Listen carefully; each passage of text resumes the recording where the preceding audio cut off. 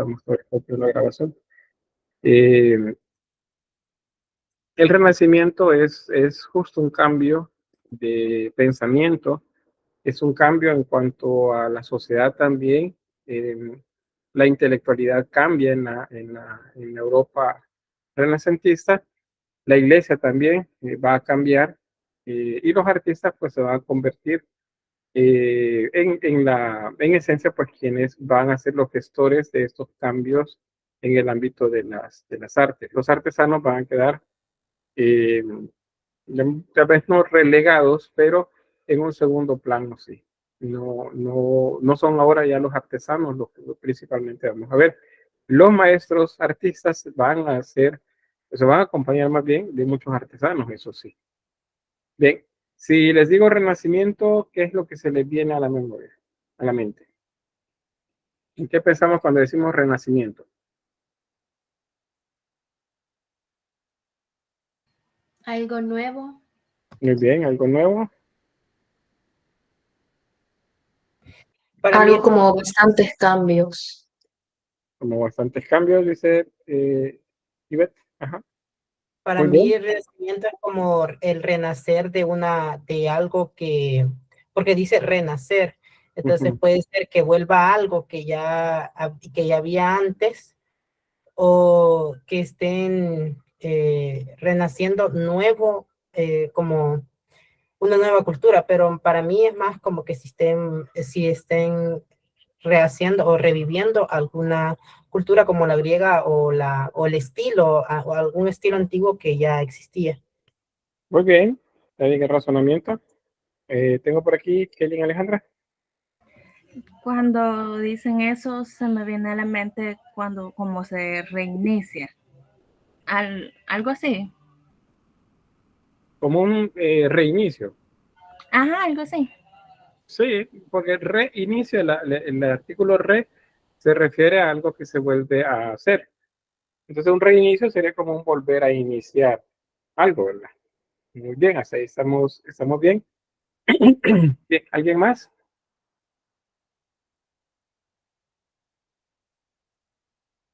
No. Vale. Bueno, vamos a ver ahí, Christopher. Tal vez como reinventar algo, o sea, si ya era así, volverlo a hacer, pero cambiándole algo. Muy bien, volver a hacerlo, pero ya no exactamente como era, sino con cambios. Bien, vamos a ver qué nos dice por acá.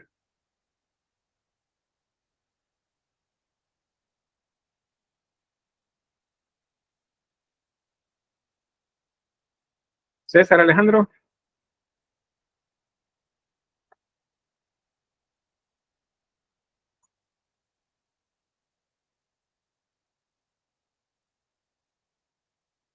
No está. Carlos, por cierto.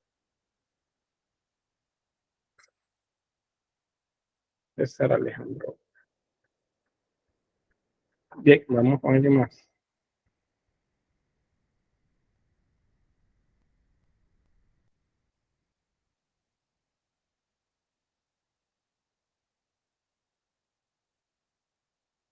Katia Daniela.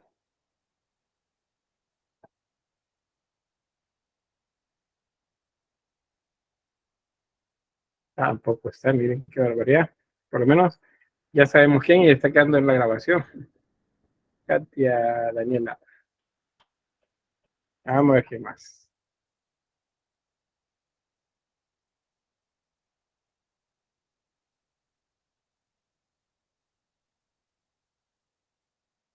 Azucena Yamilet. Hola, Lick. Buenas tardes. Muy bien. Buenas tardes. ¿Qué es el Renacimiento para ustedes en términos de la historia del arte? ¿A qué cree que se refiere? Como, no sé, como un resurgimiento de la historia. Bueno, un resurgimiento de la historia. ¿Está bien? Ajá. Bien. Aquí en el chat dice, Catherine dice, volver a empezar de cero. Sí, solo que volver a empezar, bueno, volver a empezar podemos, de cero no, porque toda la cultura se se basa pues en todo lo que se hizo anteriormente. Iniciar de cero es como si volvemos a la edad de piedra, del paleolítico. Entonces no podemos iniciar de cero, pero sí es un volver a empezar, eso sí. Irving dice es tomar algo antiguo pero mejorándolo. Muy bien, es retomar referencia y avanzar. Ariana dice renovación. Vamos a ver por acá otra vez en la tómbola.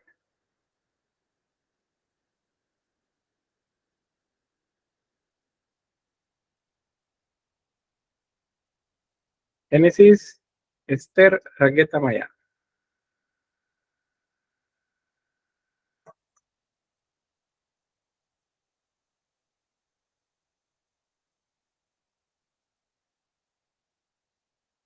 Génesis, Esther, no está Génesis, Esther. Bien, Génesis, Esther.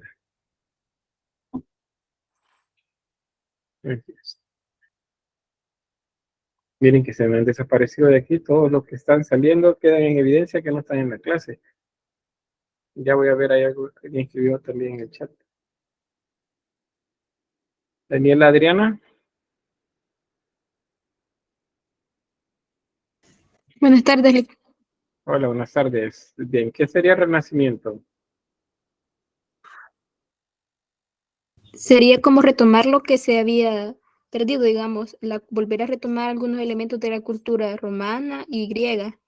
Ah, muy bien, eso justamente le iba a preguntar, fíjese. ¿Qué es si estamos retomando algo, como también lo dice el compañero, estamos renaciendo, estamos reiniciando, ¿qué es lo que estamos reiniciando? Y ahí pues nos acaba de dar Daniela la respuesta o la pista. Es justamente aquello que para Roma y Grecia era arte en su momento. Entonces, vamos a ver, ¿alguien más por acá? Estamos renaciendo se está renaciendo más bien aquellos valores artísticos de Grecia, de Roma, bueno, y no solamente artísticos, también en otros ámbitos. A ver, Hilary, Georgina.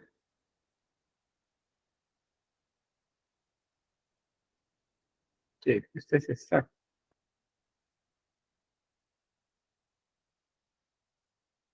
¿No? Bueno, aquí me dice que sí está. Hola. Hola, hola. Si Grecia y Roma es lo que está, digamos, renaciendo a nivel temático, ¿qué es lo que está quedando atrás? Perdón, ¿puedes repetir? No escuché muy bien. Vaya, si a partir de lo que los compañeros y compañeras han dicho referente a que hay un renacer de algo y eso que renace es aquellos valores de Grecia y Roma, ¿qué es lo que está quedando atrás? ¿Qué es lo que se deja para tomar ahora Grecia y Roma de nuevo?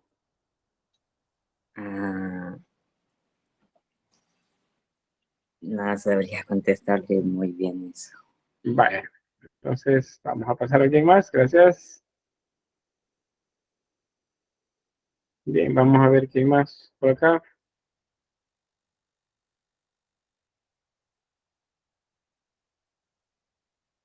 Fátima Andrea.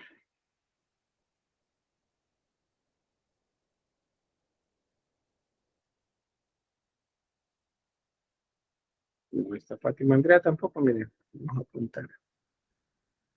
Fátima. Hoy está abundando la lista negra. Bueno, una persona más y luego volvemos a la dinámica que teníamos. Stephanie Giselle Mejía. Hola, Lick. Hola, hola. Sí, ya la vi por ahí. ¿Qué es lo que se está dejando atrás? Sí, está renaciendo Grecia y Roma. Espéreme. Vaya. Pues sí, ¿cuál fue la pregunta? Perdón, es que hay un montón de dudas en la casa, pero... ¿Qué es lo que está quedando atrás? Sí, lo que está renaciendo ahora es Grecia y Roma. O los valores de ellos. Si es algo que está dejando atrás, yo diría que todos los...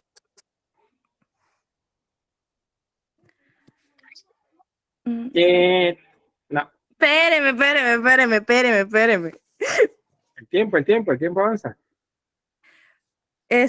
No sé, como lo que dijeron en el chat de teocentrismo. O sea, que todo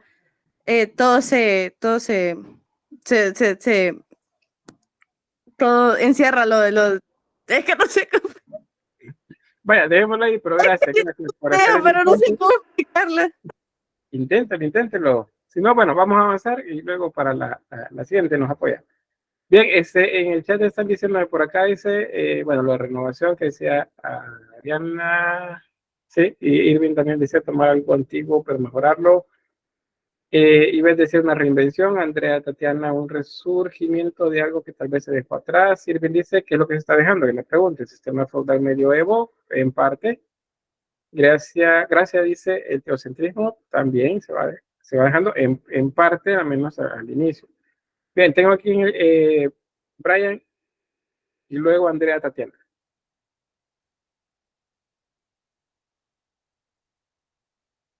Sí, disculpe, estaba conectando a la computadora.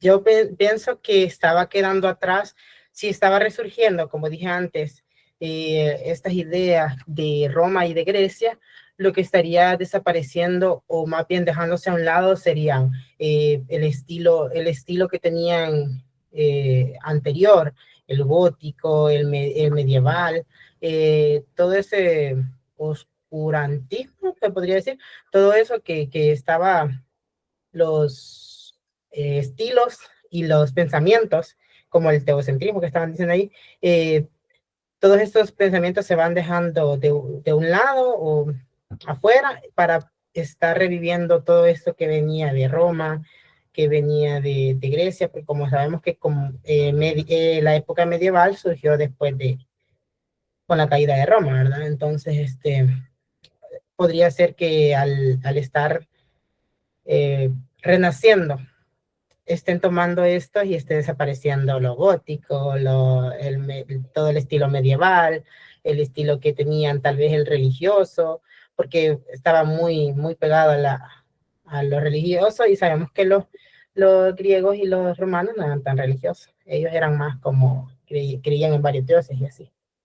Bueno, muy bien, gracias. Solamente ahí, los griegos y romanos sí eran muy religiosos. La diferencia es que, al menos con Grecia, bueno, iniciando con Grecia, había la idea de los dioses y la parte de la razón, de explicar el porqué de las cosas, tenían siempre un tanto de relación. Por eso los mitos tienen que ver con algo de nuestro alrededor. Pero está bien con el planteamiento. Andrea, Tatiana. Sí, solo como tal vez por la pregunta, ¿verdad? Que están dejando que haya una explicación de la razón, porque como Grecia y Roma, ahí es la casa de escuelas de filósofos, ¿verdad? Entonces, tal vez retomar eso, ya no dejar que sea tan religión, sino que también otros temas, ¿verdad? Muy bien, gracias. Y bueno, pues efectivamente eso es lo que sucede. El teocentrismo es una de los elementos de importancia durante la Edad Media, que es la que hemos estado viendo bastante extenso en las semanas anteriores. Y entonces cuando hablamos de Renacimiento, nos ubicamos en la cultura de Grecia y Roma, que son los referentes principales de la región, y entonces tomamos en cuenta que ellos eran muy dados a la parte del intelecto, en el caso del arte, al desarrollo pues, de la anatomía, tanto en pintura como en dibujo, o sea, cosas más cercanas a la representación de la realidad, eso sería. Si el teocentrismo se deja de lado, entonces hay otro elemento que va surgiendo, y ese es el humanismo. ¿Y a qué se refiere el humanismo? Bueno, entonces vamos a lo contrario del teocentrismo. A eso le llamamos antropocentrismo. Y significa que el ser humano es el centro de todo. Y eso significa que Dios ya no va a estar presente en todos los discursos, en la sociedad, en el arte. No, no significa eso. Significa solamente que hay un elemento adicional que se agrega a esta religiosidad. Y eso tiene que ver pues con la figura humana, como omnipresente, como un motivo. La desnudez aparece de nuevo y no es pecaminoso en la mayor parte de casos. Digo la mayor parte de casos porque hay unos en los que sirve para representar, igual que lo ha hecho en los siglos anteriores, enseñanza, ¿verdad? Entonces, si la desnudez es necesaria para explicar algo, entonces la iglesia la va a utilizar, cosa que no hacía antes. Bien, siguiendo como fondo, pues la imagen que está ahí, si les pregunto por nombres de artistas, ¿qué nombres se les vienen a la mente cuando hablamos de Renacimiento? Vamos a ver, Stephanie. Leonardo da Vinci, Miguel Ángel, Donatello, Donato Di Angelo. Muy bien. Uno más y eran las tortugas ninja. Faltó Rafael. Y eso es porque esta que es una caricatura de los 90, resulta que se tomaron a los cuatro de los grandes maestros del Renacimiento italiano para nombrar a esos personajes que son superhéroes, ¿verdad? Las tortugas ninja.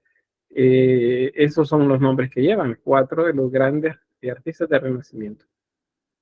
Darwin, falta un poco para Darwin todavía, pero hay otros teóricos que tienen que ver con la astronomía de esta época que también pues son de hecho en los que se basan muchos de los planteamientos o postulados de Darwin más adelante.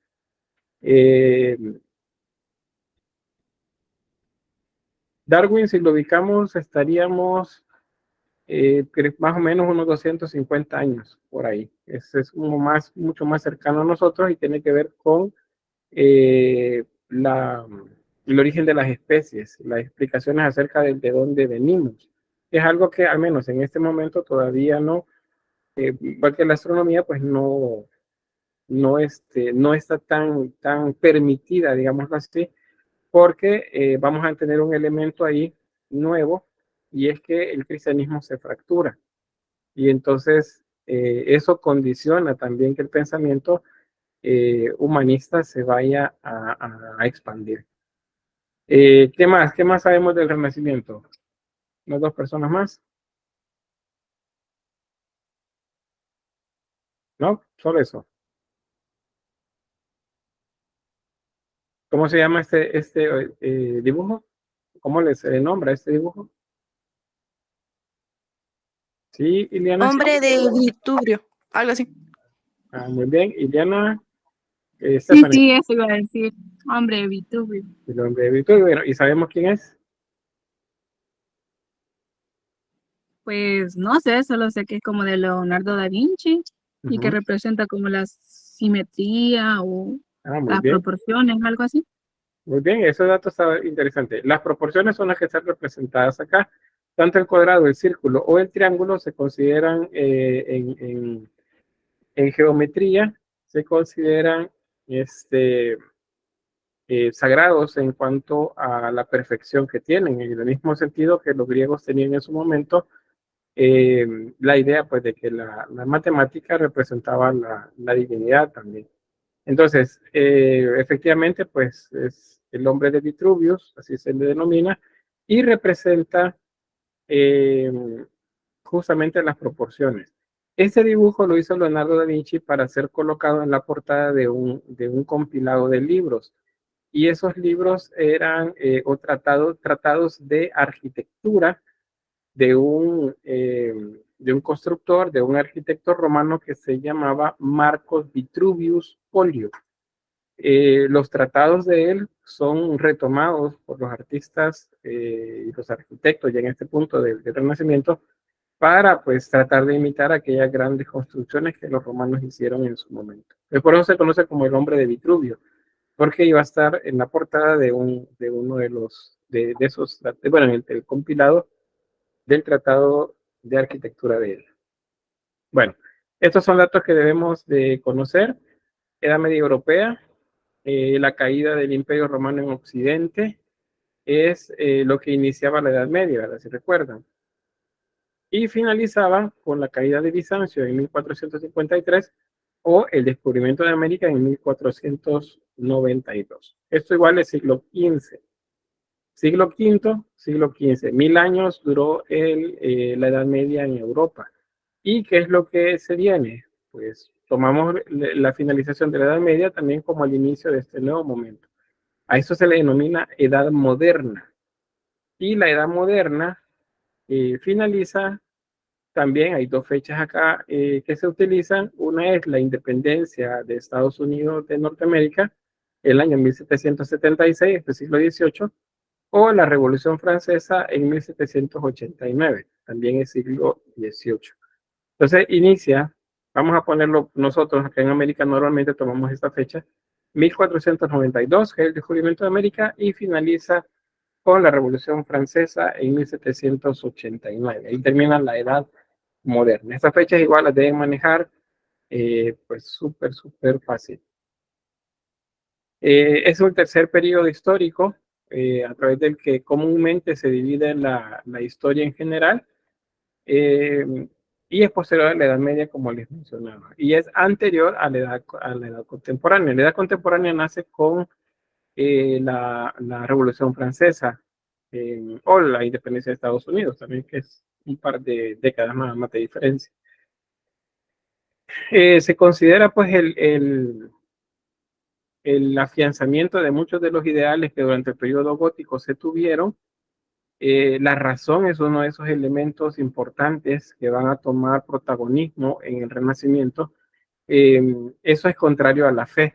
Si les digo razón y fe, estoy hablando de dos cosas diferentes. ¿Se acuerdan una historia que en algún momento compartí con ustedes cuando veíamos Grecia, para los que llevaron la materia conmigo del ciclo anterior?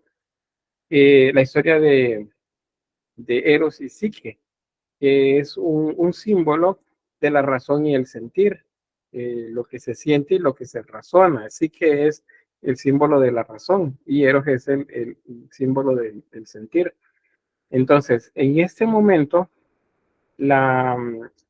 aquellos que se juntaban, aquellos maestros artesanos que se juntaban en las logias, eventualmente fueron constituyéndose en grupos poderosos en las ciudades.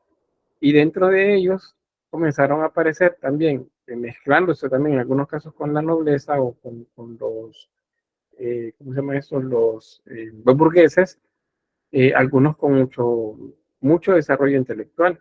Y entonces estos pusieron, ya que había disposición ahora más fácilmente de muchos escritos antiguos, pues comenzaron a crecer intelectualmente. Entonces el artesano se queda solamente en la construcción de los objetos, pinturas, esculturas, cerámica, por ejemplo, pero el artista no. El artista va más allá de solamente la construcción de las formas. Y esa es una de las razones por las que vamos a diferenciar el artista del artesano. Un artista reflexiona acerca de lo que hace. El artesano no. Un artesano necesita hacer 10 pinturas porque se las han encargado, probablemente esas 10 pinturas salen en una semana o quizá en menos tiempo. Un artista no va a hacer 10 pinturas en una semana. Probablemente haga una en un mes. ¿Y por qué? Porque es que está poniendo mucho intelecto en lo que está haciendo. Dice, bueno, pero ¿qué intelecto si solamente hay que pintar? Eso pues es falso. No solo hay que pintar, hay que hacer una composición, hay que valorar muchos elementos que antes no se tomaban tanto en cuenta y que han venido desarrollándose a partir del estudio de Grecia y de Roma en esta época. Entonces, todos esos elementos le van a dar a la modernidad muchos valores que lo hacen diferente al medioevo, a la Edad Media. La iglesia siempre va a estar presente, siempre está ahí, pero se acopla a esa nueva realidad. O sea, no pelea tratando de reivindicar que ellos tienen la razón por fe, debe creerse todo. No, simplemente se acopla a la nueva realidad y de esa manera logra coexistir tanto con intelectuales, con monarcas, con burgueses también. Y hay una, digamos, buena relación entre ese que llamamos artista y la iglesia también. Por supuesto que se convierte en una fuente de trabajo para los artistas. ¿Y los artesanos dejaron de trabajar? No, los artesanos siguieron trabajando. Pero como les digo, no reflexionan sobre el trabajo, sino que simplemente lo hacen. Si tienen que hacer por ejemplo, bueno, la pintura que les ponía de ejemplo, pues van a ser las que sean necesarios solamente copiando, por ejemplo, el artista, ¿no? El artista va a poner algo de su manera de ver el mundo en esa obra que está haciendo. Y por eso es que el intelecto se desarrolla bastante en esta época. La filosofía, las bellas artes, pues son de los elementos que crecen igual que lo fue en la época clásica. Cuando hablamos de época clásica, por cierto, nos referimos a la época de Grecia y de Roma para el mundo occidental. Ese es nuestro periodo clásico. Ese es cómo estaba desarrollado las rutas de comercio en Europa para esta época. Pueden ver ahí la región norte, las zonas entre, por ejemplo, Inglaterra, Hamburgo, Amberes, Burdeos, Bilbao, Lisboa, en la zona del actual Portugal, por ejemplo, Cádiz, hasta llegar a Génova, Venecia, Florencia, que son de las ciudades más importantes en un primer momento. Roma va a volverse importante, pero no es la primera ciudad en volverse importante, a pesar de haber sido la capital de Roma durante varios siglos. Es más bien Florencia, Génova y Venecia las ciudades que se vuelven más importantes. También hay que pensar que en esta época estas ciudades no representan o no pertenecen necesariamente a un solo país. Hay una manera de nombrarlas a muchas de estas y es de ciudades-estado. O sea, una ciudad es como un país en sí mismo. Tiene su ejército, tiene su propio gobernante. La iglesia pues destaca emisarios en ese lugar, como si fuese un país. Y así como se manejan, como ciudades-estado. Aparecen en esta época los llamados mecenas, eso hay que ponerle atención. De los mecenas depende también en mucho que el artista florezca y crezca. Los artesanos también, porque los artesanos pues dependían bastante de los mecenas. Pero, ¿qué es un mecenas? Pues a eso lo vamos a entender, el mecenas, como un financista para los artistas. Es una persona que teniendo mucho dinero, dedica parte de este para la adquisición de obras artísticas, o sea, obras hechas por artistas, no por artesanos. Aunque los artesanos podían tener la cristalería o cualquier otra cosa como útiles dentro de sus palacios, pero al artista le pide algo importante, una pintura, por ejemplo. Cuando, digamos, Leonardo en su momento es uno de los artistas más importantes, pues los mecenas quieren tener algo de él y lo contratan, le piden una pintura. Él podrá tardar 3 años, 2 años en hacerles esa pintura y ellos están pues financiándole mientras eso sucede y les entrega la obra. Hay otros, bueno, entre esos quizás mejor los nombres. Por ejemplo, a nivel del papado, tenemos a Julio II, bueno, eso no puedo, ahorita no puedo reiniciar, van a estar viendo que aparece eso por ahí. Julio II, León X, son papas que van a utilizar mucho de los dineros de la iglesia para la adquisición de obras artísticas. Esa es una de las razones por las que el Vaticano, por ejemplo, los museos vaticanos, tienen tantas obras artísticas de esta época, aunque también tienen de otras anteriores, pero de esta época tienen pues mucho, porque adquirían bastante. El caso de Miguel Ángel Buonarroti, por ejemplo, que fue contratado por el Papa, lo mandó a que pintara una capilla, y luego cuando finalizó le dijo, vaya, ya terminé, voy a seguir haciendo mi oficio, que es el de escultor. Y el Papa le dice, no, tengo otro más que hacer, otro mural más para que hagas, y bueno, y se lo da también para que lo siga haciendo. Y le paga, pero el artista tiene que estar ahí pues resolviéndolo. Reyes, por ejemplo, Carlos V en España, Francisco I en Francia. La monarquía también adquiría mucho arte. Los nobles y cortesanos, por ejemplo, Montefeltro, en Urbino, la familia Sforza en Milán, la familia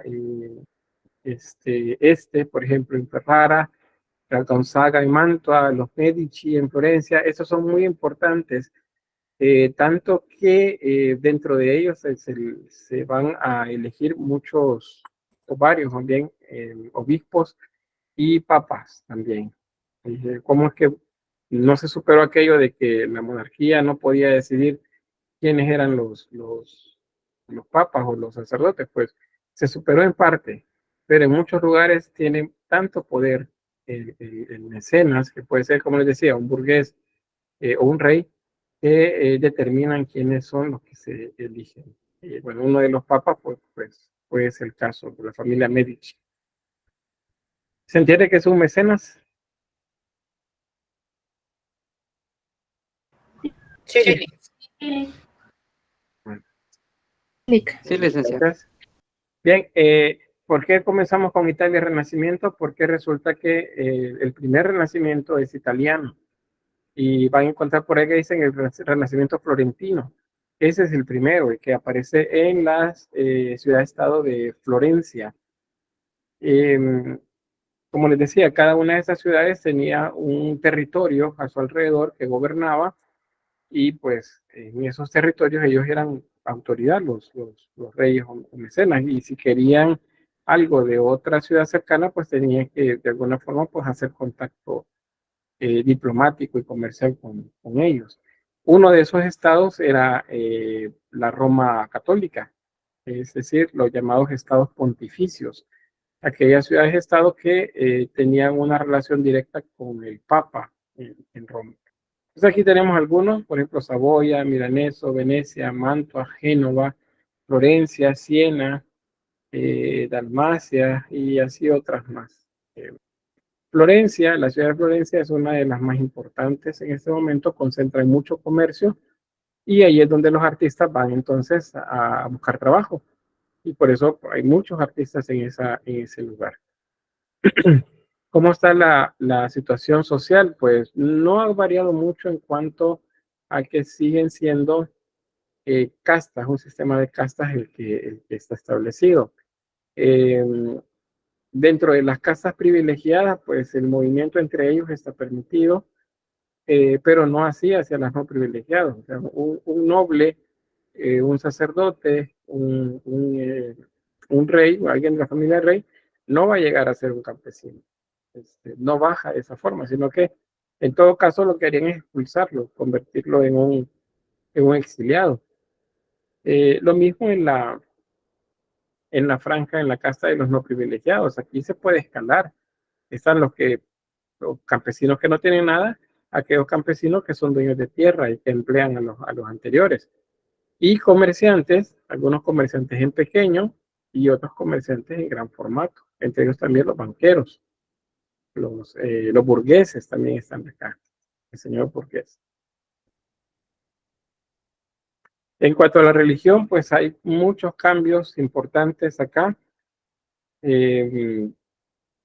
Antes de esa época, había sucedido nada más una crisis dentro de la iglesia, así como muy grande, y fue la crisis iconoclasta, cuando estaban en contra de las imágenes unos y otros a favor. Eso se solucionó, pero mucho del culto que estaba concentrado en la región de Constantinopla, pues se separa a la larga del culto que estaba en la región de Roma y del occidente. Entonces, a eso se le llama la primera fractura pues, del cristianismo católico. Y nos deja una iglesia ortodoxa y una católica como tal. Entonces, acá va a suceder otra vez las nuevas ideas en las que se ponía el ser humano como centro de todo, el antropocentrismo, los señalamientos que se hacían a la iglesia acerca de la venta de favores religiosos, en este caso, como por ejemplo decirles que van a ser salvos si compran un documento, si pagan, que serían grandes ofrendas. Entonces, todo eso se sigue haciendo. Y habrán pues algunos que no están de acuerdo con ello. Entre esos, pues vamos a entender que hay una crisis en la iglesia. Hay algunos de los sacerdotes que, como lo ha sido en los últimos 2 siglos, o 3 siglos, perdón, se olvidan de la misión prácticamente. O sea, ellos están ahí por la gente pobre, por los que necesitan, pero hay algunos que se olvidaron de eso y se dedicaron únicamente a, pues, a nutrirse ellos económicamente comparado con el resto del pueblo. Entonces, eso sucede y es una de las cosas que se señala desde dentro, que pues tanto el Papa como muchos obispos se olvidaron del pueblo. Y ellos viven en sus palacios y pues se han olvidado del pueblo. Esto de que acá que el Papa pasa a ser un mero jefe de Estado, eso es porque varios de los papas de esta época, ellos prácticamente eran los reyes de los estados pontificios y se comportaban de esa forma. Si, por ejemplo, uno de los pueblos, digamos, Milán, por ejemplo, estaba en contra de Roma, pues entonces el Papa le declaraba la guerra y él podía ir al frente de la batalla. O sea, él era un guerrero también. No es la idea para nada del Papa que se tiene actualmente, ¿no? Este era un soldado más. Y veía las cosas de manera política y económica. Lo que le convenía a ellos, pues era lo que se hacía. Y eso pues parte de esa crisis religiosa que hay. Los obispados, como ven acá, estaban ocupados por nobles que buscaban beneficio económico. O sea, a la larga, muchos familiares de los reyes se habían hecho de títulos dentro de la iglesia y es gracias a ellos que lograban tener pues, muchos beneficios económicos. La simonía que ya les mencionaba, compra-venta de cargos eclesiásticos, o el nepotismo, que es la concesión de cargos eclesiásticos a familiares o amigos. Todo eso se seguía haciendo, no había cambiado. Y aquel entusiasmo grande de la religión en su momento había mermado un poco, y la gente pues estaba otra vez observando los vicios que habían tenido unos 200 años antes. En cuanto al bajo clero, es decir, los sacerdotes que estaban en las parroquias pequeñas, estos pues recibían una enseñanza muy vaga acerca de los aspectos tanto religiosos como aquellos de seguimiento pastoral a sus feligreses. Y entonces daban mal ejemplo a los fieles. ¿Qué significa que daban mal ejemplo? Pues se emborrachaban, vivían una vida pues que nada que ver con la parte que decimos como espiritual. Esto no crean que solamente sucede en este momento, sucede siempre, pero acá es más significativo porque pues parte de lo que va a hacer que un segmento pues, del cristianismo católico se separe. Hay muchas órdenes religiosas también que han perdido el sentido de sus votos y vivían relajadamente. ¿Sabes? Aquello de que ora y trabaja se ha convertido en ora y pues como que disfruta todo lo que está. Entonces, se había perdido pues el sentido de la parte esta de la religión. Bien, aquí sí ya no me da chance la computadora de hacer de esperarme, voy a tener que hacer el reinicio acá, pero seguimos en la clase. Quisiera escucharlos a ustedes en lo que yo soluciono esto. ¿Qué opinan acerca de cómo va planteándose el Renacimiento?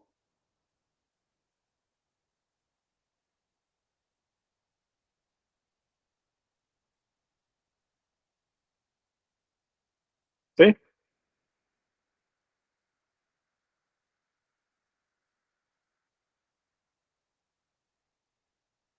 Nada, pero sí me han estado escuchando. Sí, Lix. Dígame pues. Mire que tengo que esperar que se reinicie. Pues que realmente sí hay un gran cambio en lo que es lo religioso. Muy bien, ¿qué más?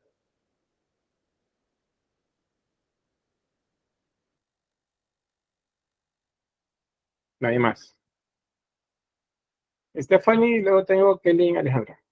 Stephanie y Que con el cambio de lo religioso, la gente supongo que sí va más a lo pagano. En parte sí, fíjense. Sí, pero solo en parte, vamos a ver. ¿Quién, Alejandra? Lo que me sorprende a mí es sobre el gran cambio que ha tenido la religión y la crisis. Y como dijo mi compañera, que quizás por eso las personas decidían irse para el mal camino. Muy bien. Algo dice acá también Catherine Paula, dice, es curioso, dice como dice que el clero da un mal ejemplo a los fieles cuando uno pensaría que es lo contrario. Efectivamente, o sea, el hecho mismo de vender, vamos, con favores religiosos, y favores religiosos me refiero, por ejemplo, a la salvación, venderlo. No es algo que actualmente, por cierto, se deje de hacer y lo hacen todas las denominaciones. Lo que le han cambiado nada más es el nombre. Pero en esta época, imagínense, para la gente común, pues a lo mejor no lo veían. Pero la élite, como está en conflicto de intereses entre ellos, me refiero acá a los burgueses, la nobleza, pues ellos sí lo notaban. Y de entre ellos, entonces, aún dentro de la misma religión, perdón, las mismas clero, el mismo clero, se van a dar esas diferencias. No van a estar de acuerdo en cómo se hacen las cosas y entonces comienzan a protestar. Solo que protestar no es un derecho que tengan dentro de la religión. Entonces la mayoría pues calla o simplemente se va alejando hasta que pues llega a ser un punto tan complejo que ya no lo pueden detener. Bien, ¿qué más? ¿Qué más?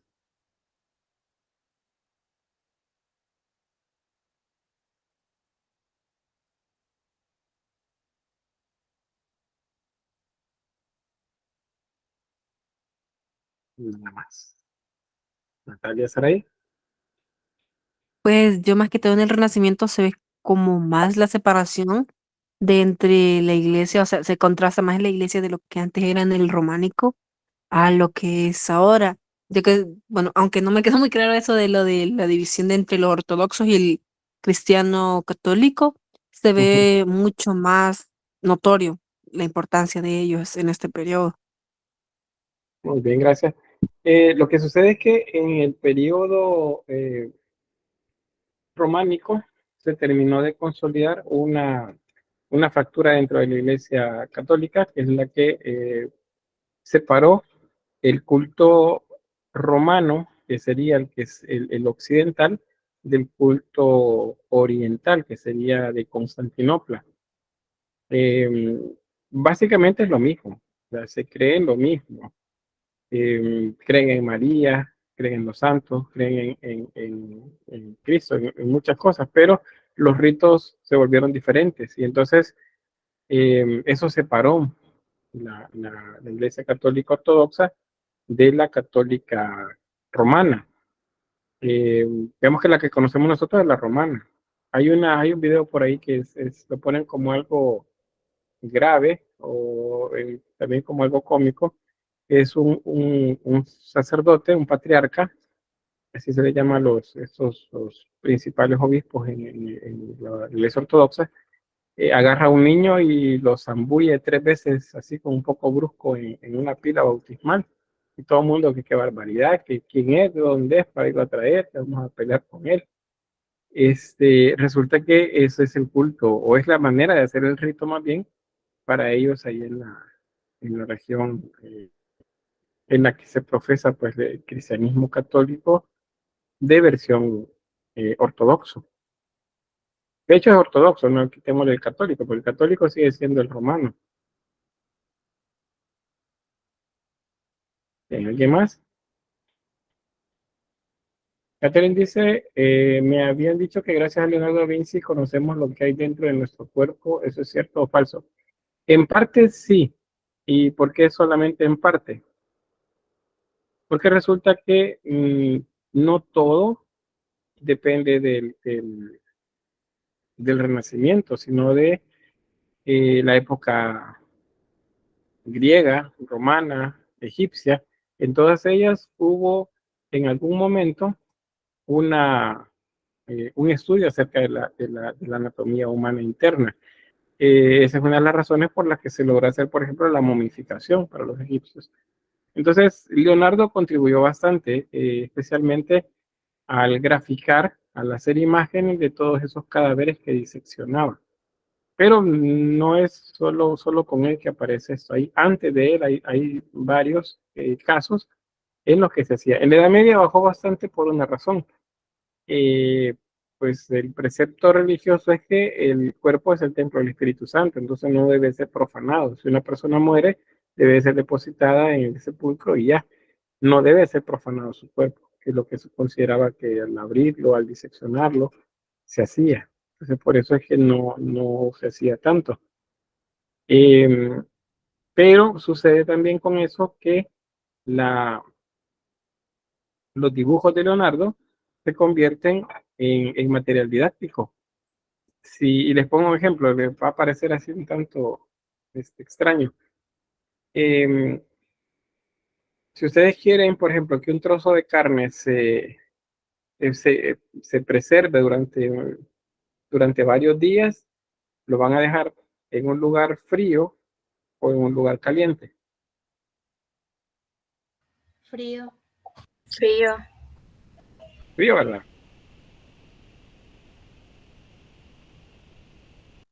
¿Qué pasa si lo dejan en un lugar caliente? La descomposición se acelera.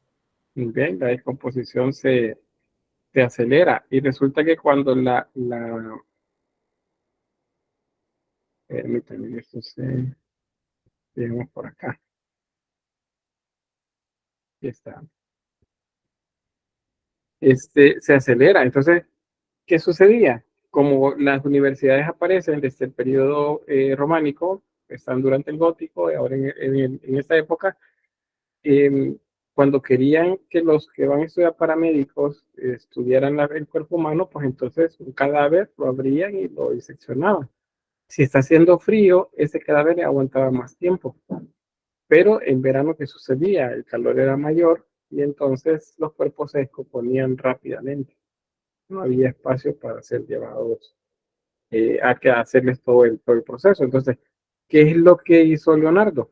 Bueno, y no solo Leonardo, también otros artistas, pero quizás Leonardo es como el más conocido. Hacer dibujos. ¿Y por qué? Porque estos dibujos se iban a utilizar en los momentos en los que tener cadáveres era un suplicio, pues dentro de los lugares de instrucción.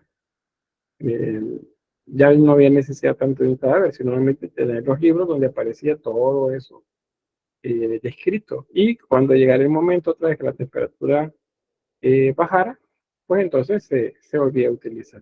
Entonces, los cuerpos. Así era como funcionaba. Bueno, lo de la concepción del ser humano, ya lo ven ahí. Dios es el centro de todo. Es digamos, como el principal precepto de la Edad Media. Pero en el Renacimiento es que el ser humano es el centro de todo. Y eso se llama antropocentrismo. La crisis religiosa, bueno, eso era lo que estábamos. La simonía, el nepotismo, les decía, todo eso, pues es de las cosas que sucedían todavía. No habían las reformas de Cluny y de Cister, no habían logrado eliminar eso a totalidad. Y entonces, pues lo que sucedía era que se seguía haciendo.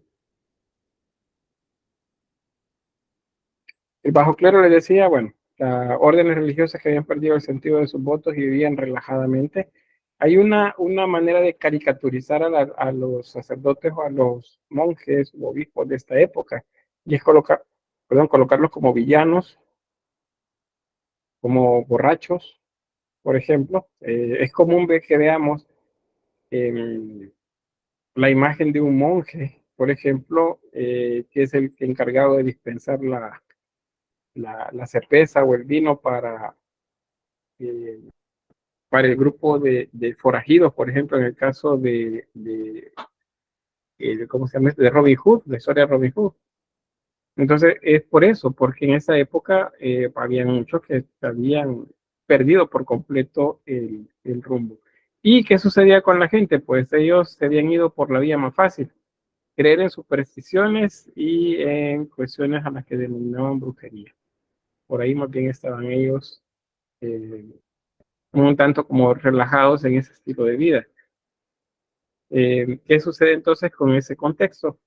Que aparecen las llamadas reformas protestantes. A ver, ¿qué sabemos de las reformas protestantes?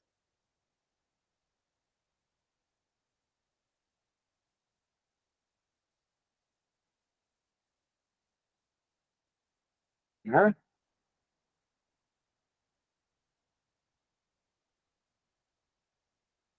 Sí, gracias, María.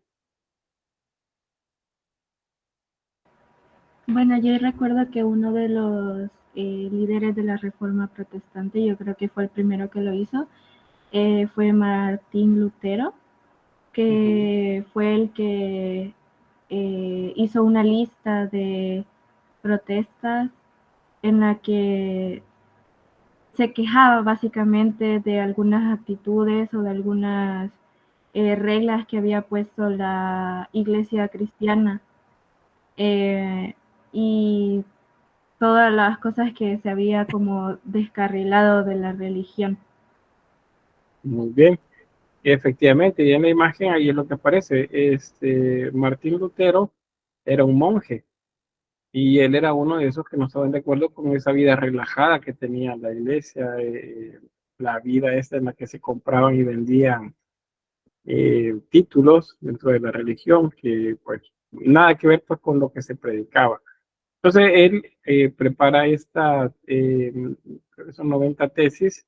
Una tesis es una afirmación o una negación, dependiendo de qué es lo que estemos haciendo, pero se utilizan en la argumentación para defender nuestros puntos de vista. Entonces él ponía sus puntos de vista en esa carta y esa escrito y lo clavó pues en una iglesia principal. A partir de ahí, jaló su gente, como se dice en buen salvadoreño, apartó a aquellos que creían en su conocimiento y pues comenzaron a realizar asuntos alejados de lo que la Iglesia Católica decía. Entonces ahí se genera, digamos, como una alarma para la Iglesia Cristiana Católica. Algo está sucediendo realmente. Alison dice, la Reforma Protestante fue un movimiento religioso y social que surgió en Europa, correcto.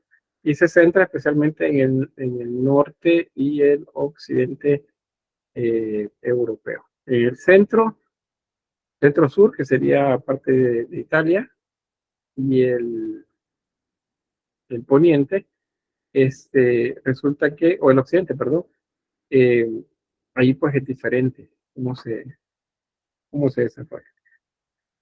Bueno, vamos a ver por acá.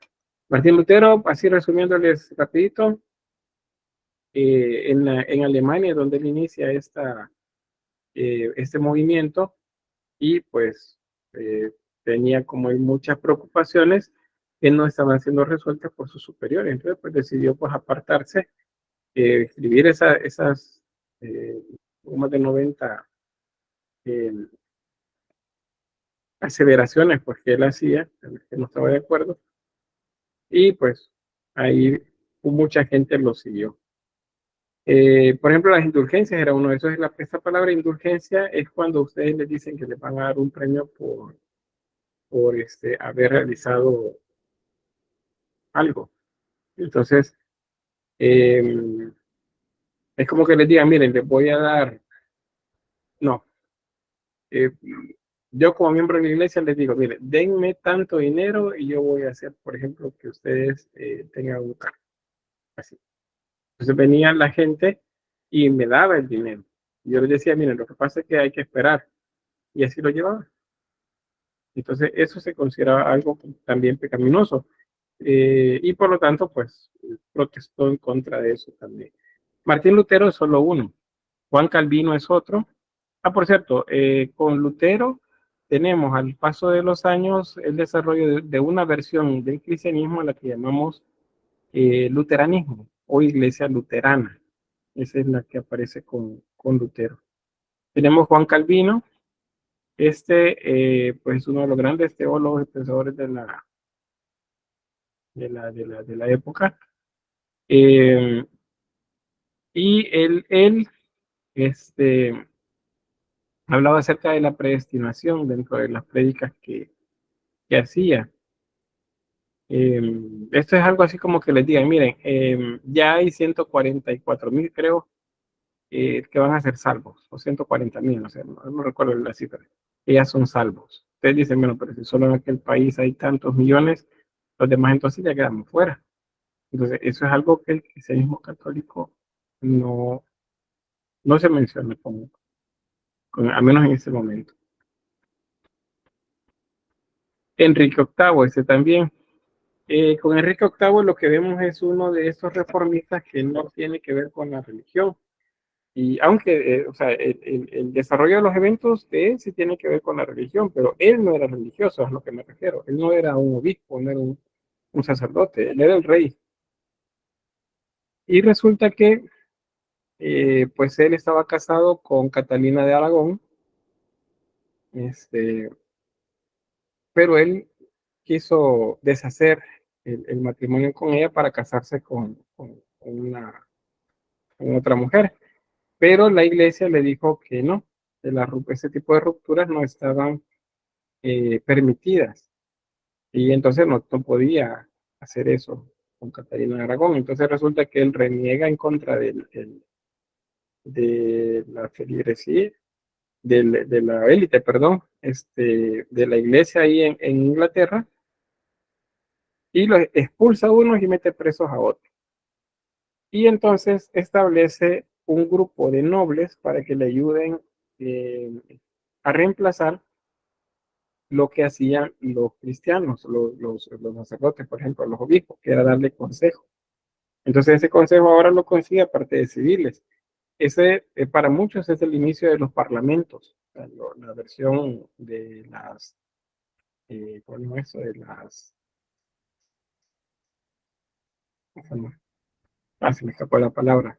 Pero el caso es que al hacer esa ruptura, asambleas es la palabra, o sea, estos grupos que generan a su alrededor es como la asamblea legislativa de nosotros, ¿verdad? O sea, son grupos consultivos y aparta la iglesia. ¿Qué es lo que quería él? Porque les recuerdo, esa reforma no es religiosa. Él lo que quería era divorciarse y la iglesia no se lo permitió. Entonces reniega de la esposa, la somete a juicio y resulta que la dan por culpable. Y entonces él logra casarse de nuevo. ¿Alguien sabe con quién es que se casa? Ya me dijo por ahí. Sí, Kailin.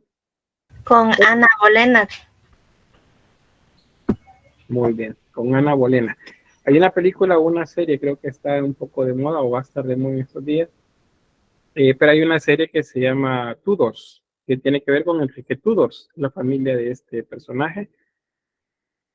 ¿Qué más? ¿Qué más? ¿Qué otras películas ustedes habrán visto o documentales o algo sobre Ana Bolena? ¿Qué sabemos de ella? Sí, gracias. Pues básicamente Ana Bolena fue con la que se casó, bueno, con la primera que se casó después de su primer divorcio, y nunca le dio un heredero hombre, sino que solo una mujer, creo que fue. Pero al final la mandó a matar porque pues sucedieron muchas cosas y ese señor era pues básicamente una persona bien asquerosa y también tuvo un amorío con la hermana de Ana Bolena, que fue la primera con la que tuvo un amorío, creo que fue María, algo así se llamaba, no me acuerdo, pero era María otra Bolena. Bolena. Ajá. Entonces, y ella sí le dio un heredero hombre, pero nunca lo reconoció, o sea, fue como un bastardo. Y la hija de María, al final, irónicamente, a pesar de que Enrique siempre buscaba un hombre heredero, irónicamente la que fue la heredera fue Isabel I. De Inglaterra. Sí, de Inglaterra. Muy bien, gracias. Stephanie y Giselle. Yo solo me acuerdo de una parte donde creo que María, la primera hija del primer matrimonio de Enrique, le dio golpe de estado a Isabela. Bueno, ven todo lo que se pierden ustedes por no leer de historia, quienes no lo han leído, no quienes están participando, ¿verdad? Hay una novela alrededor de todo eso y por eso es que hay películas, hay series alrededor de la vida de Enrique VIII. ¿Sí, Stephanie? Creo que si no me estoy equivocando, hay como una leyenda alrededor de ella, de María. Creo que sería la de Bloody Mary. ¿La de, perdón? Bloody Mary. Bien, gracias.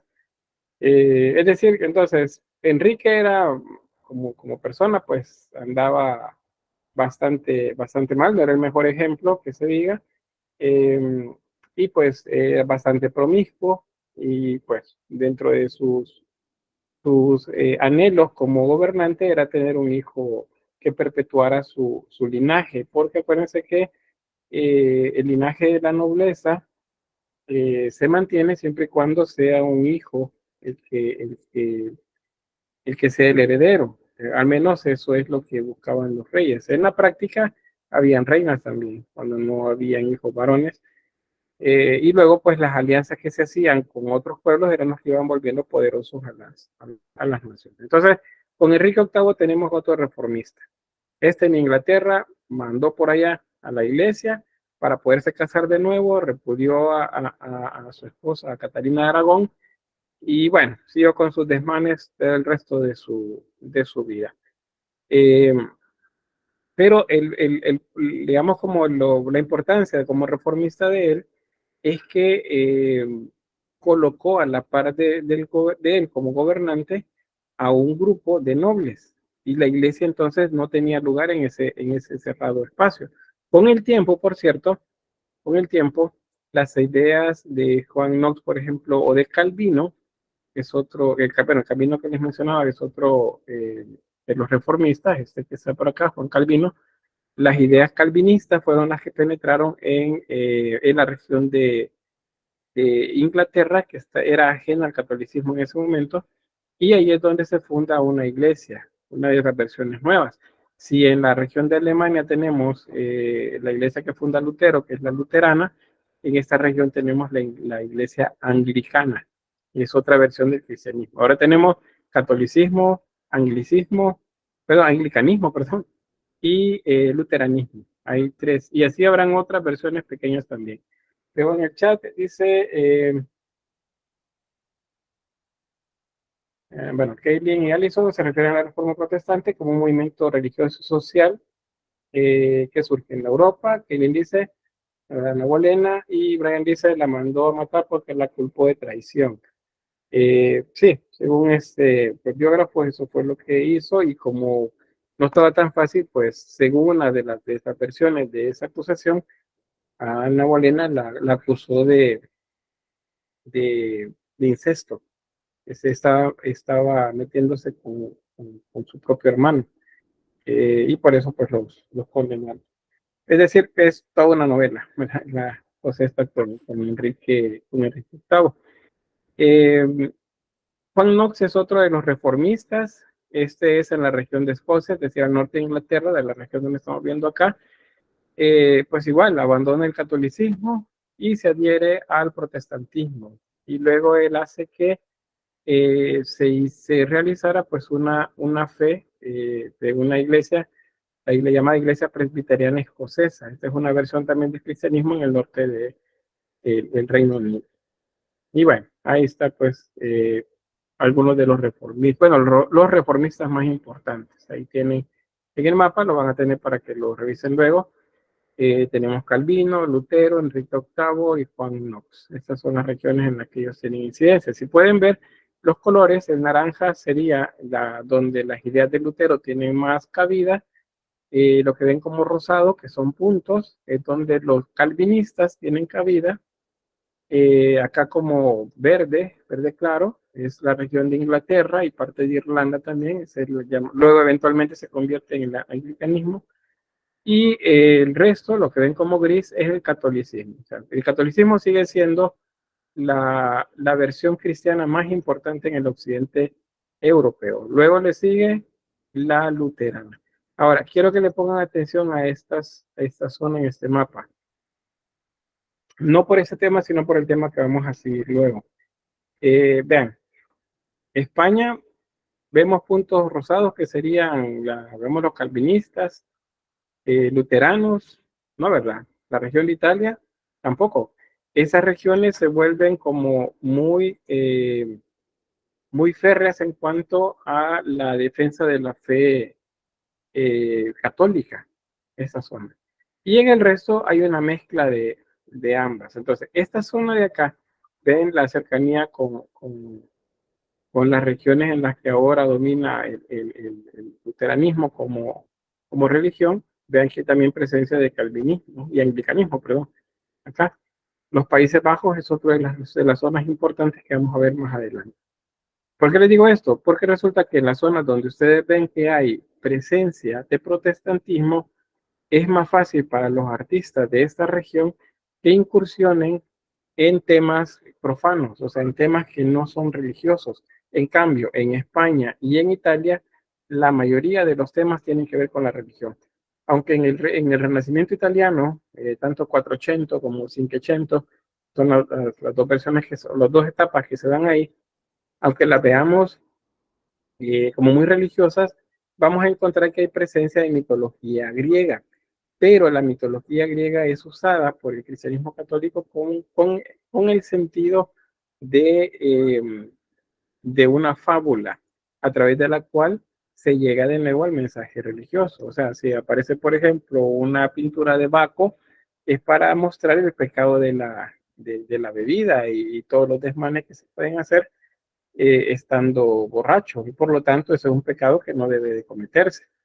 Entonces, se utiliza siempre la mitología, pero en función de lo religioso. Sin embargo, dado que los mecenas encargan pintura y los mecenas no necesariamente en la iglesia, vamos a encontrar artistas también que pintan alegorías a la vida cotidiana, ya no necesariamente vinculadas tampoco a la religión al 100%. Bueno, aquí les queda como resumen, no se los voy a explicar, pero este es un resumen de lo que estamos viendo, las causas, la reforma. Solo me voy a referir a esta parte de acá. Vean, la causa ya se las dije, ¿verdad? La Iglesia Católica está en una crisis terrible en esta época, a pesar de haber vivido un momento de mucho crecimiento y de cercanía con la feligresía en el gótico. A nivel de élite, pues seguían ellos en sus propias pilas. El pueblo había quedado ahí abajo, la feligresía había quedado lejos. Vienen los reformistas y entonces esto es un tirón de timón bastante grande en Europa. Y la Iglesia Católica no va a dejar que ese tirón le arrebate todo lo ganado en los siglos anteriores, ¿verdad? Entonces, la Iglesia Católica igual se reúne, la élite, con el Papa, y durante varios años, si no es que décadas, deliberan acerca de qué es lo que tienen que hacer. Pues a la larga, la Iglesia Católica va a emitir algo que se llama la contrarreforma. Y la contrarreforma, pues entonces significa que está contra la reforma protestante. Si aquí decían, por ejemplo, que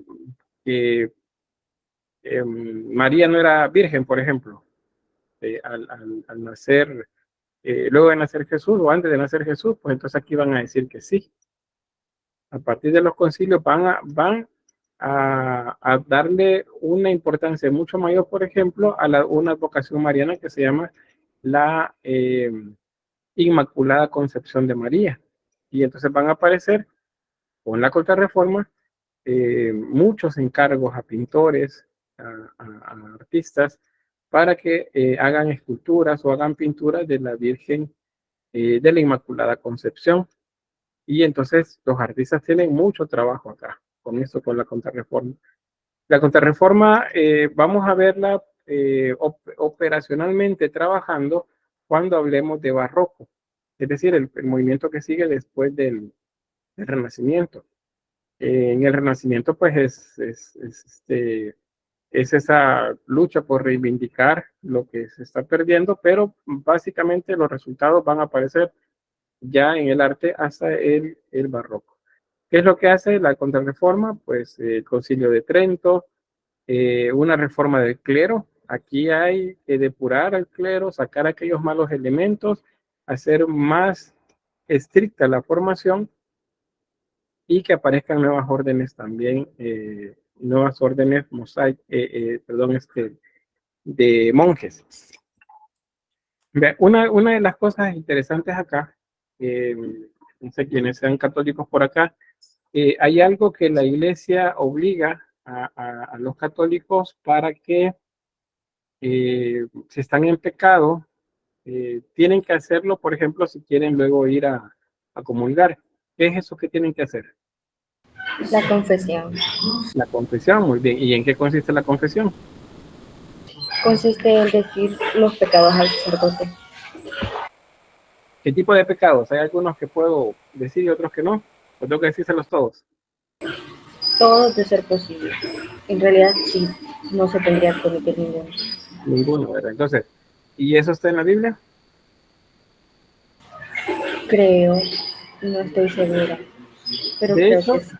sí, de hecho hay versículos, versículos bíblicos en los que, vea, está difícil de decir ese versículo bíblico, en los que dice que si confesares tus pecados, y ahí va. Entonces, dice que hay que confesarlos. Pues bien, resulta que vean el contexto acá. Ahora resulta que la iglesia está lidiando contra los problemas de un montón de sacerdotes que se fueron, sacerdotes y monjes, que formaron su propia línea de pensamiento religioso y se separaron. Dentro de la feligresía hay gente que les cree y gente que no les cree. Hay una que se está decantando por irse con estos a los que ahora llaman protestantes. Entonces la iglesia necesita saber quiénes son los que están alrededor de ellos, incluyendo la nobleza, incluyendo el rey, los nobles y los burgueses también. Entonces se establece que, más o menos por esta época sucede, establece que deben confesarse los pecados. O sea, debe ir la gente y confesar al sacerdote, al obispo, al monje, lo que está haciendo. Y entonces comienza la gente a confesarlo. A partir de eso, la iglesia ahora sabe dónde están las cosas que deben ser modificadas o las cosas que deben ser quitadas, porque les dice, miren, digan ustedes todo lo que están pensando, confiesen sus pecados. Y la traición es un pecado, el hablar mal de los sacerdotes es un pecado, entonces confiesen. Entonces, de esa manera logran ellos tener información de la nobleza y tener información del pueblo. Y ya queda de ahí en adelante, pues, en la confesión como uno de los ¿cómo se dice? Se me olvidan los nombres, sacramentos que deben de cumplir todo católico, confesar sus pecados. De esa manera, pues tienen, como les digo, pues saben dónde están, saben qué es lo que está sucediendo a su alrededor. Bien, hasta ahí con lo de la religión. Vamos a seguir hablando de eso en la medida que vayamos viendo imágenes también. Vean, ¿qué sucede con esto? Las etapas del Renacimiento. Primero vamos a hablar de una primera etapa, que es el Renacimiento llamado 480, es el llamado primer Renacimiento. Tiene por sedes la ciudad de Florencia principalmente y a la familia Medici como los principales mecenas. O sea, que hay gente adinerada que tenía la posibilidad de comprarles arte a los obras, más bien a los artistas. Luego tenemos una segunda etapa del Renacimiento, un segundo Renacimiento. Se le denomina Cinquecento y tiene su sede en Roma, Venecia, y principalmente los mecenas de este momento son los papas. El papa, pues, Julio II, por ejemplo, pues uno de los que más encargos hacen a los artistas y tiene sus artistas preferidos, que son los más importantes, y les pagan lo que les piden para que les haga pinturas, esculturas, altares, la misma construcción del Vaticano, todo eso, pues los papas lo pagan. Y los artistas pues se acercan a esta zona para que les den trabajo. Del Cinquecento, que es el segundo Renacimiento, hay dos etapas. Una que es el llamado clasicismo. Aquí encontramos aquellos renacentistas que pues retoman mucho de los elementos de Grecia y de Roma. Y luego tenemos una segunda etapa. A esto se le llama manierismo. Y el manierismo es, manierismo primero es, digamos, un amaneramiento de las técnicas escultóricas, pictóricas y arquitectónicas también. ¿Qué significa amaneramiento? El término se utiliza para decir que estos artistas de esta etapa intentaron hacer su arte a la manera de estos artistas. O sea, el maniere, que es el término de donde viene manierismo en el castellano, se refiere a que los artistas intentaron hacer las obras a la manera de estos primeros renacentistas. Entonces, cuando veamos el Renacimiento, como desarrollo del tema, vamos a ver primero el primer Renacimiento. Luego, aquí hay un tema que no se los he mencionado aún. Luego vamos a pasar al segundo Renacimiento. Aquí vamos a ver la etapa clásica y luego vamos a pasar al manierismo. Y ahí finalizamos el Renacimiento. Bien, ¿qué es lo que está aquí en medio? Que eso no se los había mencionado. Cuando terminemos esa primera etapa, el primer Renacimiento, que vamos a ver escultura, pintura, arquitectura, vamos a pasar al norte de Europa, a una región que se llama Flandes. Y allí, en ese lugar, vamos a encontrar una mezcla de estilos artísticos, tanto el gótico como el renacimiento. Vamos a encontrar muchos elementos góticos mezclados, por ejemplo, con el humanismo ya propiamente renacentista. Entonces, eso está acá. Así que vamos a ver el Renacimiento, luego vamos a primer Renacimiento, luego vamos a ver el gótico flamenco, luego vamos a pasar al segundo Renacimiento. Y ahí, clasicismo, manierismo. Ese es el recorrido que vamos a tener de estas temáticas. ¿Alguna pregunta?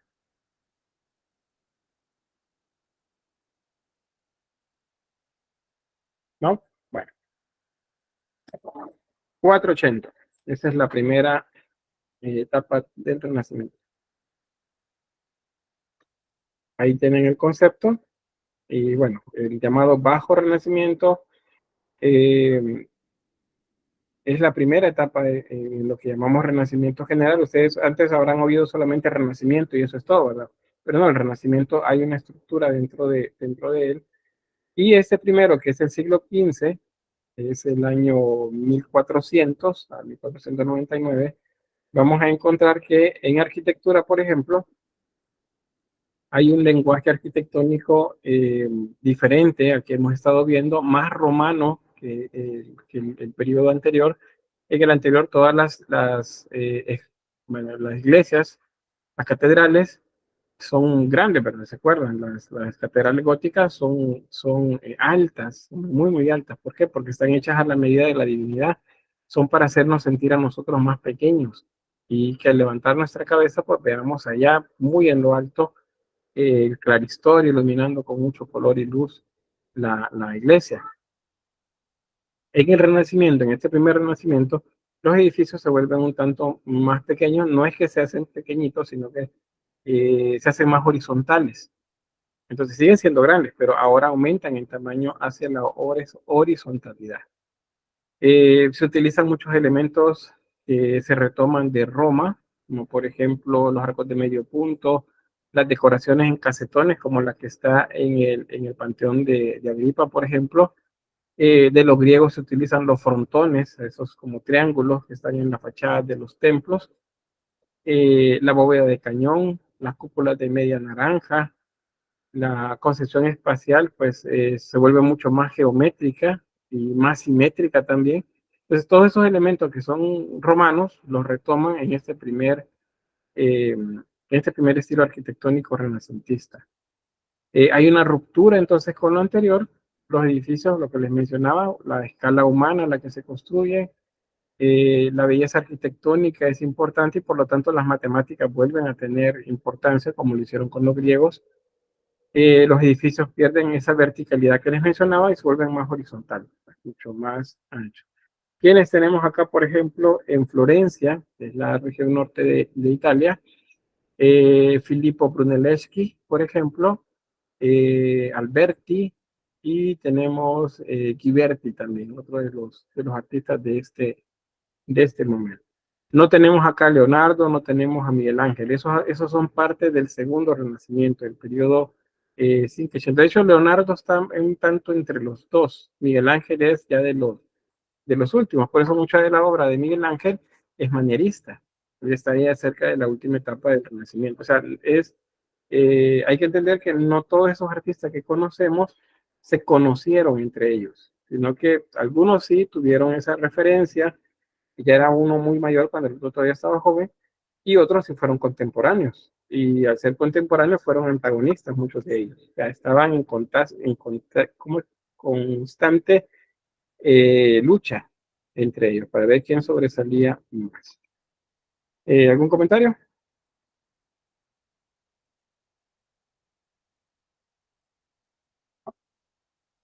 Bueno, vamos a hablar de este personaje entonces.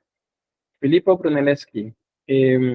Para muchos es con él con quien se inicia el Renacimiento.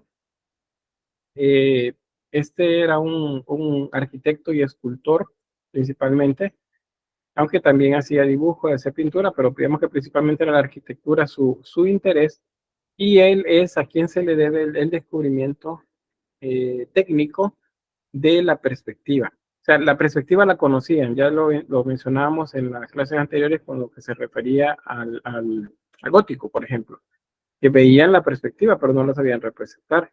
Entonces, con Brunelleschi, lo que sucede es que él descubre la perspectiva técnica. O sea, hay algo que le llama la atención de lo que está observando y entonces lo comienza a estudiar. Y ese estudio son los que lo llevan a descubrir que dependiendo de la altura de nuestra vista, dependiendo de la posición de nuestro cuerpo, de nuestros ojos, enfrente de un edificio, la percepción de ese edificio va a cambiar, no es igual. Es como cuando ustedes están en la escuela de artes, por ejemplo, se paran a la salida del tercer nivel, o la entrada, si no quieran ver. Luego ustedes van a clase, suben la grada, se paran en esa sección y luego ven hacia atrás, ven toda la plaza y ven los árboles y los edificios que les quedan a izquierda y derecha. Pero si ustedes bajan la plaza, ya cuando se bajan a la plaza, se paran en medio y miran a su alrededor y resulta que todo cambió de posición. Ya no está en la misma percepción. Entonces, eso te necesitaba una explicación. Los primeros artistas como Giotto, por ejemplo, en el gótico, lo observaba, pero no lo sabía representar. Entonces, ¿qué es lo que hace Brunelleschi? Pues él descubre en un plano que las líneas de proyección de los edificios en un plano bidimensional, o sea, vamos sobre un papel, por ejemplo, desaparecerían en un punto infinito esas líneas, y a ese punto se le denominó, o le denominó punto de fuga. Ahora eso meritaba ser comprobado. Entonces, ¿cómo lo comprobó? Pues realizó un experimento. Acá, pues, fíjense que estuve buscando espejos, pero no logré encontrar que cumplieran los requerimientos que necesitaba, pero si se los pudiera explicar de una forma, les voy a plantear de esta forma con estos trozos de papel.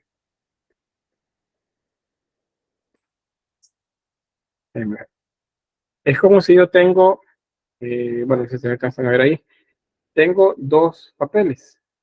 Bueno, ya voy a tomar uno, bueno, no, ese color está bien. Así. Y entonces, ¿qué es lo que hace él? Él coloca, digamos, esos papeles que yo tengo en el experimento real son espejos. Entonces, un espejo lo pone él frente a su cara y ese tiene un agujero en la parte de abajo. Tiene un agujero. Y a través de ese agujero, él observa el objeto y ahora pone otro espejo enfrente. Como que tenga así, un espejo enfrente y a través de uno observa de ese agujero, observa el otro espejo. Entonces, ¿qué es lo que ve? Pues algo como esto, miren. Ahora se lo voy a mostrar acá en la pantalla. Lo que él observa es algo como esto. ¿Ven? ¿Hay perspectiva ahí?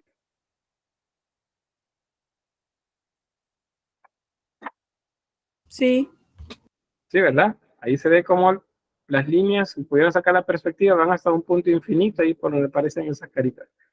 Entonces, ese punto infinito es a lo que él llama punto de fuga. Y el experimento, como les digo, es básicamente este. Tiene un espejo que tiene un pequeño agujero. Él observa a través de ese agujero otro espejo y ve un reflejo. Y en ese reflejo es como que esté observando de manera virtual el batisterio, que es lo que tenía enfrente. Eso sería más o menos lo que él estaría viendo. Y entonces él comienza o no comienza, él pues realiza el estudio de eso que está observando y lo comienza a graficar. Y entonces encuentra que hay un punto en el que todas esas líneas convergen, todas van al mismo lugar y a eso le llama punto de fuga. Entonces, a partir de ese momento con Brunelleschi, ese es el batisterio, a partir de ese momento, pues él lo comienza a utilizar, teoriza, porque todo esto es otra diferencia con los artesanos, es que estas personas, que llamamos artistas, esto que observaban lo escribían, reflexionaban acerca de él, lo experimentaban. Y les repito, el artesano no lo hacía. El artesano, si le decían que pinte algo, pues él lo pinta, lo entrega y ya. Ellos no, los artistas reflexionan, revisan, si lo hacen de una forma en un momento, en la siguiente pintura lo van a cambiar porque quieren seguir experimentando. Y lo que encuentran lo van a escribir, están haciendo investigación.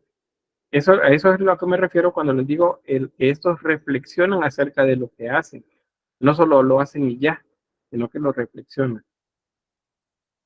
Ahora bien, un episodio que sucede acá y que va a marcar el desarrollo del Renacimiento en las siguientes décadas es que, como en toda época y en todo lugar, pues los artistas siempre han tenido, como digamos, sus antagonistas, que es la persona que pues igual resalta, como en este caso lo hacía Brunelleschi, pero no tiene la atención de los financistas, que son los mecenas. Entonces eso genera un poco de recelo, y junto con el recelo viene también ¿cómo le llaman a esto? El problema de que digo, bueno, tal vez la palabra no sea enemigo, pero sí lo veo como esa persona a la que me está ofreciendo un poco de resistencia y por ello yo no consigo algunos trabajos y cosas por el estilo. Ese personaje es Ghiberti. Ghiberti es también un arquitecto, es escultor, pintor, dibujante. Vean que estos artistas tenían no solamente un área, sino que dominaban muchas. Y entonces, pues la iglesia en Florencia quieren hacer unas puertas para la iglesia de Santa María de las Flores. Entonces, someten a un concurso quién va a hacer esas puertas, porque tienen muchas ofertas de quienes las quieren hacer. Entonces, le dicen, miren, necesitamos ver qué tal es la obra que van a hacer y por lo tanto quiero que hagan una alegoría de el tema de el sacrificio de Isaac. Entonces, deben hacer un relieve para mostrar cómo van a ser los relieves que van a colocar en la puerta. Y entonces Brunelleschi realiza este que viene acá. Tiene todos los elementos: el carnero, el ángel que detiene la mano de Abraham y bueno, Isaac por acá, la zarza, unos sirvientes acá que observan todo, un pequeño asno por acá. Y esta es la propuesta de él. Y Ghiberti presenta esta. Tenemos a Abraham, tenemos a un joven Isaac por acá, ya no es un niño, es un joven. Los sirvientes acá que están ajenos a lo que sucede, el asno también por acá, el ángel, la zarza, con ¿cómo se llama? Con el carnero.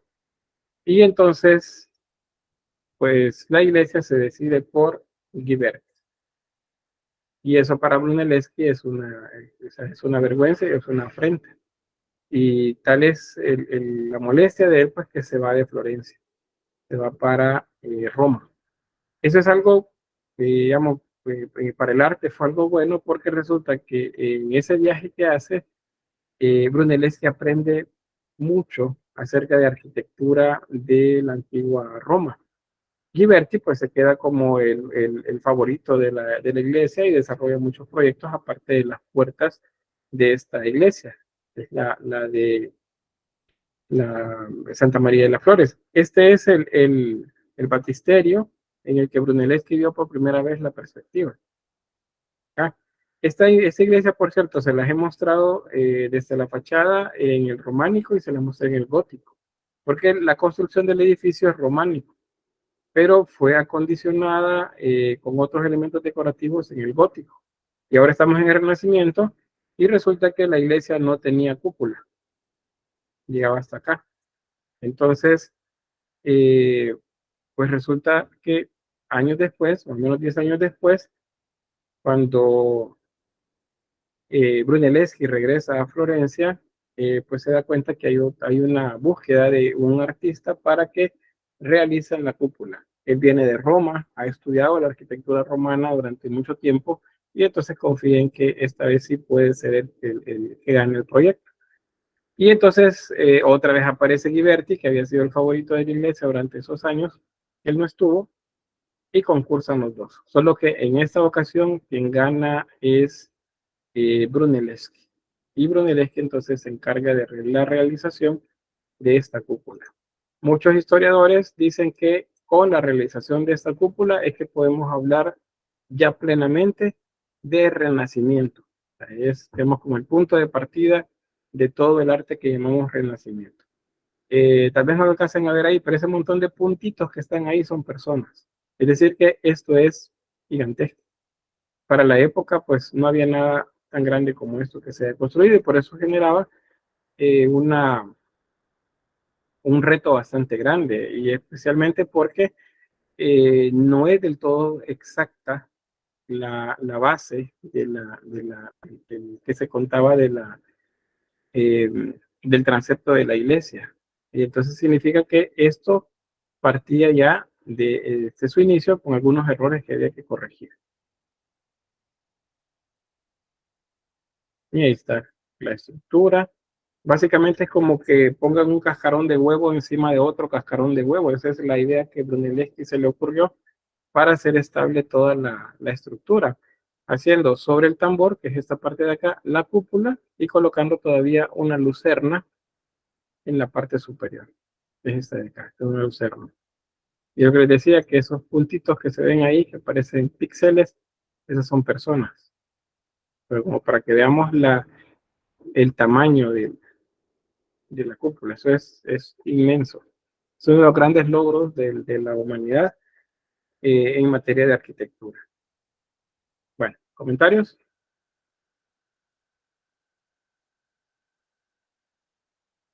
¿Preguntas?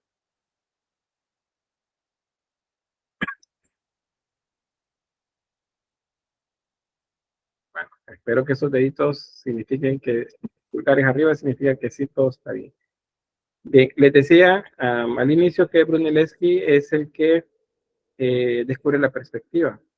Entonces, una vez descubierta, una vez entendida, una vez teorizada acerca de ella, ahora Brunelleschi la aplica a todo lo que él construye. Entonces, hace este portal, como lo ven acá, y pues para hacerlo, realiza pues esos estudios de perspectiva.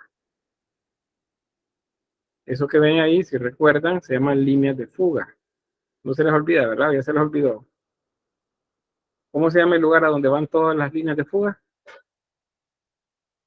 Al punto de fuga. Punto de fuga, correcto. El que está ahí al fondo. Bueno, estas son, dentro de ese portal, estos espacios se llaman enjutas, es donde se juntan los arcos, y el medallón, pues, son esos elementos decorativos que se encuentran normalmente al centro de ellos. Voy a quedarme hasta acá con el tema y vamos a continuar pues la clase siguiente al examen parcial 1. Es que no tenemos por acá.